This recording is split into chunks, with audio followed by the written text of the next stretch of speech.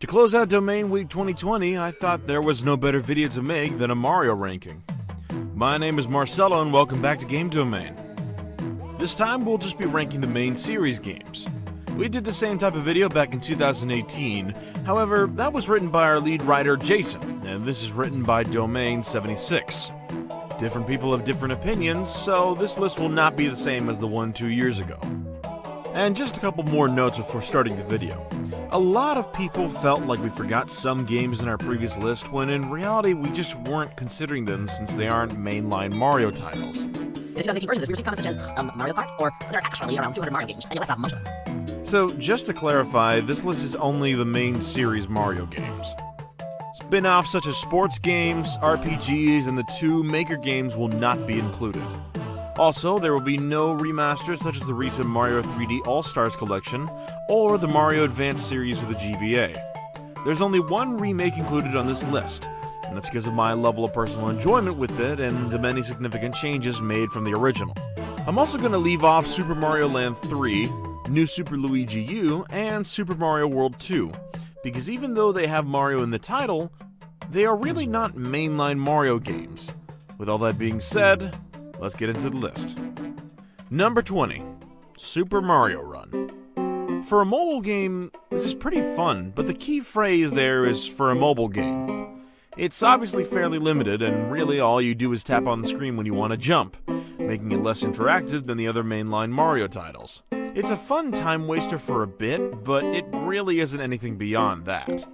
It makes sense considering it is a mobile game, so it's not expected to have as much depth, but I thought this game was fun for maybe 30 minutes at most, and then I just got bored of it. Number 19, Super Mario Land. The first handheld main series Mario game. It's a fun game, but has aged arguably worse than even the original. Since it was an early GBA game, it is very limited. The platforming doesn't feel as solid as in the other games, which really affects the overall gameplay. I will say that it is creative, and there are a lot of new enemies and worlds to explore. However, when comparing it with other games in the series, I just really didn't enjoy it as much as the others higher on this list. Number 18, Super Mario Bros. The Lost Levels. The reason this game is at 18 is just because of how ridiculously hard it is. I like a challenge in Mario games, but this game really overdid it. That's actually why we got a different version of Super Mario Bros. 2, because Nintendo thought the Lost Levels version would be too difficult for Americans. And when you combine that with some of the factors that haven't aged well with the original, the game gets a lower placement in my ranking. I enjoy playing it from time to time, but the game's intense difficulty mixed with the slightly outdated physics of the first game really start to make it frustrating to play after some time. Number 17, Super Mario Land 2. I know a lot of people would put this higher and I understand why, but as for me, I really couldn't get into the Mario Land games as much as I did other Mario games. 6 Golden Coins suffers from a lot of the same unavoidable issues as the first game. The game itself is definitely more complex than the original, and it looks much better. But since this list is just ranked on purely how much I enjoyed the game, I really couldn't find anywhere else to put it. It's a good game, but the Game Boy Mario games have not aged as well as the others on this list. Number 16, New Super Mario Bros. 2. NSMB 2 is not a bad game by any means, but I really was not a huge fan of it. I already played through the prior 2 games in the series and enjoyed them very much. This game brought almost nothing new except an obsession with coins, and when I was done playing it, that experience didn't stick with me as much as the games in the series before it. I thought the levels were uncreative, even for new Super Mario Bros. Levels, and that the game was way too easy. So like the game that comes before this on the list, New Super Mario Bros. 2 represents an extreme on the spectrum of difficulty, which I'm not a big fan of in 2D games. In 3D games, depending on the level design, being easier can get more of a pass, but in 2D games when a game is just way too easy and uncreative like with this game, it really bogs down the experience. One thing I will say though is that the Impossible DLC pack was super fun. It's more difficult than a lot of the Lost Levels, but is more varied, controls better, and is also a sprint while Lost Levels is a marathon. Number 15, Super Mario Bros. 2. Stylistically, this really is not a traditional Mario game, but it's still very enjoyable. It introduces some recurring Mario characters like Birdo and Shy Guy, and shakes up the 2D platforming formula. There's more vertical levels, more variation from level to level, and also 4 characters this time that all play differently. This is different from every game in the series, and in a series that has so many similar games, it's nice to see a game change it up a bit. However, personally I still do prefer the formula of the first game, which is why it is going to be one spot higher than this. Number 14. Super Mario Bros. On some other lists, I have taken into account factors which have led to this game being a lot higher, but comparing my enjoyment of this game to the others is what starts to bring it down. This came out a decade and a half before I was born, so I wasn't able to experience this when it first came out. The first Mario games I played in the main series were on the DS and Wii, consoles with vastly superior hardware to the NES. While I still believe Super Mario Bros. Is a great game, I don't have as much nostalgia for it as some other games. But we can't look past how it pretty much laid the groundwork for an entire genre. The main things that bring it down are simply just results of it being such an early pioneer of 2D platforming. It has clunkier physics, fewer features compared to future games, and is a bit plain when we compare it to its successors. That's why it's at number 14. Number 13. New Super Mario Bros. U. NSMBU is still a really fun time, but I just couldn't find a higher place to put it. There are some things I really love about this game, like its beautifully designed world map, the visuals, and the power-ups, but the reason it's lower than 2 other games in the New Super Mario Bros. Series is simply just because I enjoyed them more. I thought Luigi U was a much better game since it was a lot more difficult and more creative, but since we're only talking about the Mario variety of this, it just feels a lot easier than the title on the Wii and doesn't bring many new concepts to the table. When I first played the Wii version, I couldn't put the controller down and finished it in one sitting. I certainly enjoyed it on the Wii U, but it felt like an easier version of that game with a new coat of paint. Number 12. Super Mario 3D Land. 3D Land is pretty much a 3D version of a New Super Mario Bros. And while that doesn't make it a bad game by any means, it just isn't as grand as the other 3D Mario games. Most levels in this game are well designed, but only a handful were truly memorable. The 3D gimmick was a neat concept, but in my opinion didn't really add much gameplay-wise outside of a few challenge rooms. I also found the soundtrack to be pretty underwhelming. It was good, but I only remember a couple of songs from it, whereas most Mario games have super amazing soundtracks with tons of memorable songs. 3D Land, at least in my opinion, is one of the more average mainline Mario games. Overall, my opinion on 3D Land is that it's a fun game that every Mario fan should play, but it just doesn't have anything that's memorable to warrant putting it higher on this list. Number 11. New Super Mario Bros. DS. This game, as well as the next 2, are all pretty much interchangeable. That's how close they are in my ranking. I have gone back and forth on these games, but I think putting NSMBDS here is the right choice for me. This was one of the first games I ever played back in 2006. This, as well as Mario 64 DS, were my go-to games as a kid. While I have an extreme amount of nostalgia for this game, I just couldn't put it higher. This was the first 2D Mario game in over a decade, and introduced a lot of the mainstays for the Mario series. We got the Mega Mushroom, the Poison Jungles, new enemies, and a new version of the Toad Houses. Nintendo did as much as they could with this game with the limits of the DS, and put together a really amazing return to the second dimension for the Mario series. My main criticism is really that levels are often not super intricate like in some of the other games. However, they are mostly still very well made, and there still are some intricate ones such as the final castle. Number 10. New Super Mario Bros. Wii. Now we're into the top 10. New Super Mario Bros. Wii just edges out its DS counterpart, and that's really due to a few factors. The levels, which I think are more well designed, the new power-ups like the Ice Flower, Penguin Suit, and Propeller Mushroom, the multiplayer, and of course the final battle are all amazing. It was the highest ranked final boss fight on our Mario Boss Fight ranking. Number 9. Super Mario 3D World. This game is stylistically similar to Super Mario 3D Land, in that its levels are designed in a very straightforward, linear fashion, and it plays similarly to a 2D Mario game but in a 3D setting.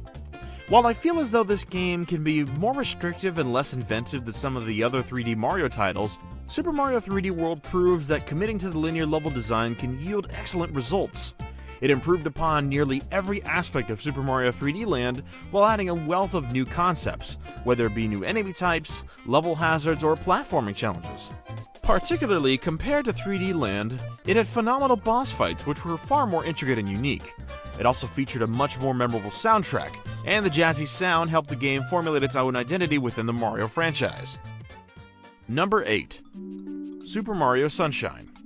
This is one of the more divisive Mario titles, particularly for 3D games and since its re-release as part of the 3D All-Stars collection. Admittedly, it's not as well polished as most of the other mainline Mario games. There are some occasionally clunky movement physics and glitches, and some level sections can feel unfair difficulty-wise. That being said, Mario's movement, while sometimes being a little too quick, is incredibly fun and satisfying. With the combination of FLUDD and some new movement options such as the ability to slide on wet surfaces, Isle Delfino and all of its areas become playgrounds for Mario to explore. It's got the more open, sandbox style started in Mario 64, and while certain level challenges can be too difficult or unpolished, overall the level design is stellar. The worlds are a blast to jump, hover, and slide through, and there are many memorable areas. It's also much more unique than many other Mario games, in that it has one unified theme, the tropical atmosphere and music, new and unique characters and NPCs, an entirely new moveset thanks to FLUDD, and some really interesting challenges outside of the traditional 3D platforming sequences. It also made fantastic use of the GameCube controller and its analog triggers, giving the user total control over the FLUDD device. Number 7. Super Mario Bros. 3. This is my second favorite 2D Mario game, second only to the next entry on this list. Super Mario Bros. 3 is inventive, unique, incredibly appealing in its visuals and music, and it offers phenomenal level design, controls, and power-ups. It's also the first 2D Mario game to feature a world map as opposed to a series of disconnected levels. This helped the worlds feel more cohesive and allowed the player to customize their progression at multiple points, by giving them the choice to bypass certain levels, visit toad houses, and play mini-games to earn extra power-ups, and upon completing the game, easily revisit old levels. It also introduced the item inventory, where you could store items gained through toad houses and minigames and activate them between levels. This let players strategize a bit before entering some tougher levels, since they could choose what power-up to start the stage with.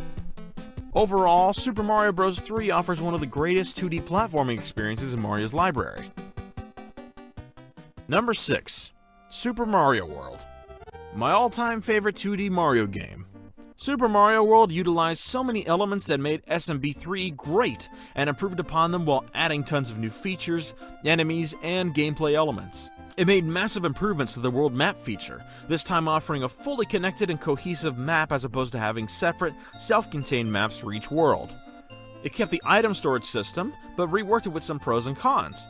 Now, instead of selecting from a list of items between levels, you could store one extra item while actually in a level, which you could activate at any time.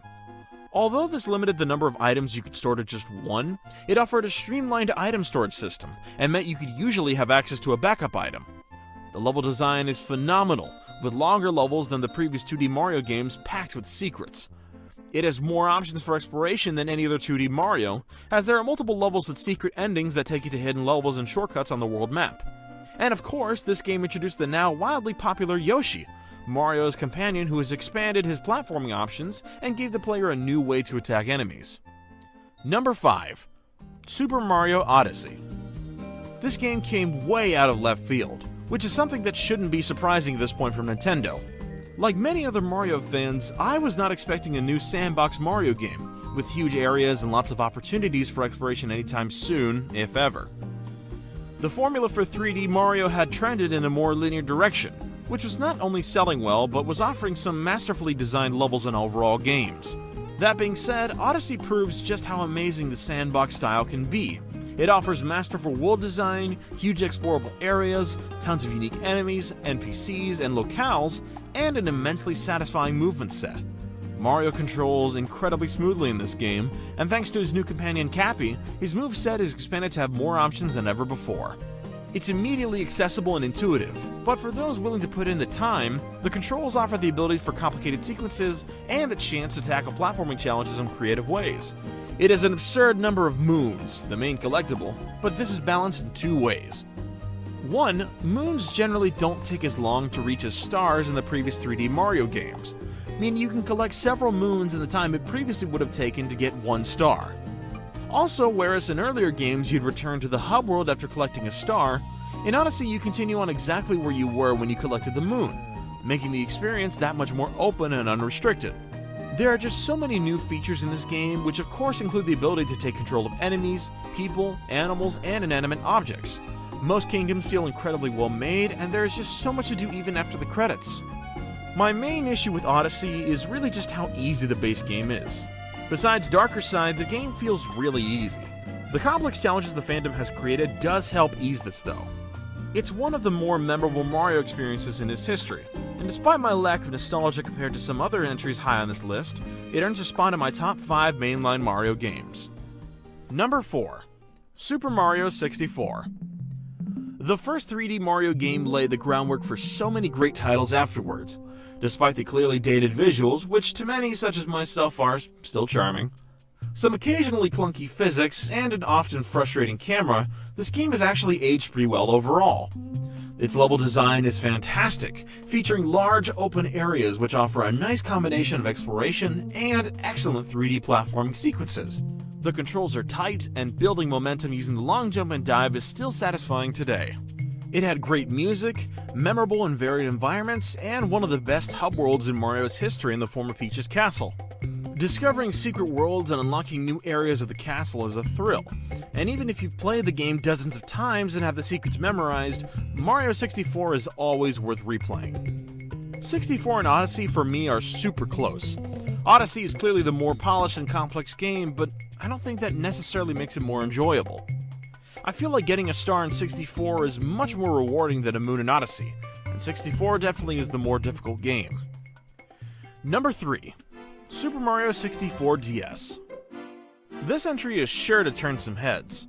It's fairly unpopular to argue that Super Mario 64 DS is better than the original, though to be fair, this list is based on my personal enjoyment of the game, so I've chosen to place it just above the classic N64 version. Much of what I said about Super Mario 64 can be echoed here, given that it's a remake. That being said, one reason why it earned a place on this list of mainline titles to begin with is because, in my opinion, it does more than enough to distinguish itself from the original to count as its own entry. Aside from new graphics, Super Mario 64 DS offers a multiplayer mode, tons of minigames, more collectibles, new power-ups, and 4 playable characters: Yoshi, Mario, Luigi, and Wario, rather than just one. It modified several of the levels, introduced new boss fights, and utilized the DS's bottom screen to display an overhead map of the levels, and touchscreen controls to move the camera position. In many ways, it walks the line between being a remake and a sequel because of all the changes and additions. Many feel the controls on the DS hinder this game, but I was never bothered by them, and playing this game on a 3DS with its analog circle pad makes it feel even smoother. Overall, this is a fantastic remake of a game that was already phenomenal, and it was my first experience on the DS as well as one of the first video games I ever played. This game got me not only into the Mario series, but into gaming in general. Number 2. Super Mario Galaxy 2. Now we're into the top 2. At this point, you've probably deduced what the top 2 entries on this list are, especially if you've seen my earlier video ranking my top 10 favorite video games of all time. It's a close call between these final 2, but the runner-up spot goes to the excellent Super Mario Galaxy 2. Galaxy 2 improved upon so much of what made the first one great, and it made better use of the Wii Remote's IR pointer controls than perhaps any other game on the system. Controlling Yoshi, who was arguably the game's most significant addition from the first title, felt so smooth and satisfying. Using the pointer to aim his tongue worked surprisingly well, and the platforming challenges which utilized this ability as well as the new Yoshi-specific power-ups were a blast. As has been said many times before, it is a masterclass in level design, featuring some truly exciting platforming sequences with a perfect blend of challenge and intuitiveness. The reason why I place it below the first Galaxy game are tied to its fundamental design choices. Super Mario Galaxy was already more linear and focused in its level design than the previous 3D Mario games, but I felt like it had the right mix of straightforward and open. Galaxy 2 doubles down on linearity, replacing the fairly large hub world of the Comet Observatory with the comparatively tiny Starship Mario, and replacing the domes which connect the observatory to the levels within a simple world map. The levels themselves are also slightly more linear, with very few open areas. None of this comes close to ruining the experience of the game, and some would argue that it represents a trimming down of components which weren't necessary. However, I felt like it made the game less immersive. That one critique aside, Galaxy 2 is a phenomenal game which makes excellent use of its revolutionary gravity shifting mechanic of the first game. It featured memorable levels with impeccable design, fun new power-ups, amazing graphics which still look phenomenal a decade later, one of the best soundtracks in video game history, and the best usage of the Wii's controls and hardware I've ever seen. Number 1. Super Mario Galaxy. My all-time favorite mainline Mario game and my second favorite game of all time. Almost everything I praise its sequel for can be echoed here, minus of course the new additions Galaxy 2 made. The first entry in the Galaxy series introduced the gravity shifting mechanic, which completely altered Mario's 3D platforming in a truly engrossing way. Hopping between planetoids, each with their own gravitational pull, and running around small spherical worlds was engaging enough. But throw on top of that some of the best level design in any platforming game, a wealth of concepts and ideas that keep the game continuously fresh, the immersive and beautiful atmosphere of outer space, and a soundtrack comprised of live orchestra recordings which perfectly match the space theme, and you have the masterpiece. Seriously, the soundtracks to the 2 Mario Galaxy games are easily the best soundtracks in Mario's library, and are some of the best collections of video game music in the industry's history. Listen to the Gusty Garden Galaxy theme, the Comet Observatory theme, which adds more instruments as you progress through the game, or the Good Egg Galaxy theme, to hear just how beautiful these compositions are. Mario's controls are tight and fluid, and though they've been simplified a bit from the previous 3D Marios, they fit the more focused levels perfectly. The first Galaxy game featured an incredibly memorable hub world with a unique design, a design concept I sincerely hope Nintendo revisits in Mario's future 3D outings. The Comet Observatory made the game so immersive, and unlocking past the new levels by collecting stars was as satisfying as it was in Mario 64 and Mario Sunshine. Plus, this game gave us Rosalina, one of the most important and interesting characters in the Mario universe. While the game's main story was fairly basic, other than the intense, climactic final battle and surprisingly dark ending, it was another story based on Peach being kidnapped by Bowser. It offered an incredibly potent narrative in the form of Rosalina's storybook.